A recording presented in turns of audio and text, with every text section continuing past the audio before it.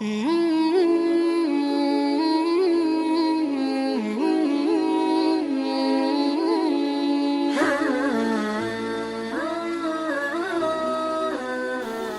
pribadi yang sukses dan ingin maju punya satu sikap: evaluasi kesalahan masa lalu, sadari kesalahan masa lalu, dan berpikir bagaimana menyempurnakan ke depan, baik mengulangi lagi kesalahan.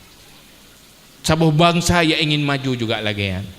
Jepang maju, pakan Jepang bisa bersaing karena budaya kehidupan awaknya, budaya kehidupan pribadi orang Jepang, budaya kehidupan bangsa Jepang, yaitu evaluasi diri dan sempurnakan.